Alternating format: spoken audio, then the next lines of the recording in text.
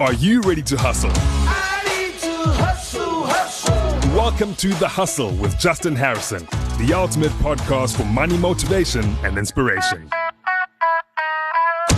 Hustlers, the lifeblood of any business is the constant and steady flow of new customers. And this week, my inbox has been jam-packed with hustlers asking me questions around expansion, marketing, and how to acquire new customers. And since there is nothing more sexy than a brand new customer with a pocket full of cash, I'm going to give you all of the answers. Hey Justin, Mpumelele Mkhize here from Njanga. Justin, I just was wondering, I need some business advice in terms of marketing. How do I market and expand my business in terms of clientele? I've been running a food store for the past year, but now I've come to realize that I still have the same clientele and want more people to taste my food. So how would you advise me in terms of running a food store? Hustlers, remember, if you have a question for me, you can send me a voice note via WhatsApp on 061-792-9495, starting with the keyword hustle. And if you are a little bit shy and you prefer to send in an email, you can do that by sending me an email at moneytribe21, that's moneytribe21 @gmail.com.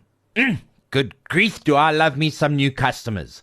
There is nothing that makes my blood more excited than the discussions around expansion and marketing, because these are the things that unlock the potential in your business. These are the things that take you closer to your true potential and your destiny. So Mr. Mkhize, how do we get you some new customers? How do we get new people to taste your incredible food? And how do we expand those horizons so that you can reach the limitless opportunities that exist in your mind? Step number 1 is to think outside of the box. Think beyond where you're currently serving your food and where your current setup is run. You want to think about all the opportunities you're missing. Think about the events. Think about the parking lots. Think about the parks. Think about the hospitals. Think about all the places you could potentially be reaching customers. Tip number 2, and this is really relevant to food, is to make sure you think about the timing. If your food is mainly lunch food, you want to be grabbing people at lunchtime. If your food is mainly breakfast food, you want to be grabbing people at breakfast time. And so you want to make sure you're standing at the right place at the right time to grab new potential customers that you can turn into repeat customers. Tip number 3 is to start looking at partnerships, and partnerships in a totally different way than you've probably been taught before. Think about all the potential partners that could get you into the big spaces where you could secure more customers. This could be eventing companies, this could be schools, this could be libraries, this could be municipalities. The list is pretty much endless. What you want to do is you want to find a group of partners who will quietly and silently position you in front of their potential customers, their potential events, without you having to constantly go and look for new events and new business. Tip number 4 is to consider expanding your current service offering. If you're currently just offering a food stall, consider going into catering. It's another way to get your food in front of additional customers, and it can offer a whole new avenue to expand your business. Tip number 5 is really about testing, to test new channels of delivery. This could be something like setting up with Uber Eats. It could be something as simple as doing home deliveries.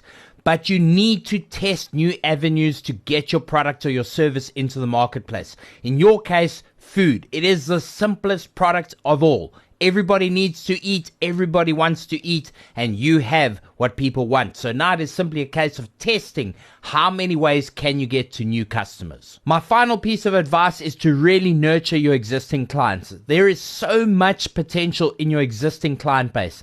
People who have already trusted you enough to hand over their hard-earned money. This is where so much potential lies, and so many businesses totally neglect this. You want to focus down on providing the absolute most amount of value, making sure you communicate with them, making sure you have an email outreach list, making sure you have a WhatsApp group.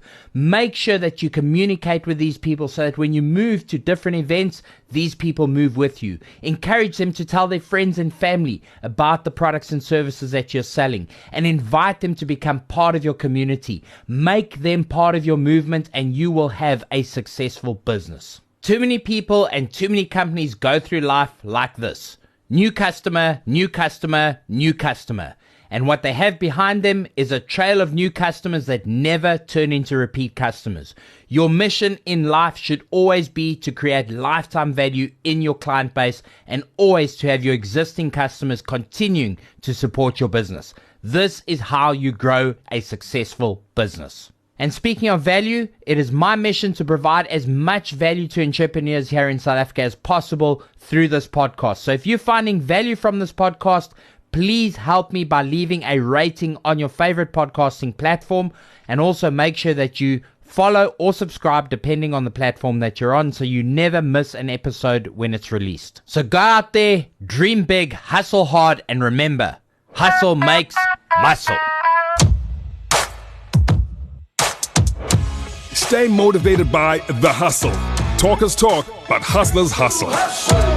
Find more episodes at ecr.co.za or your favorite podcast app.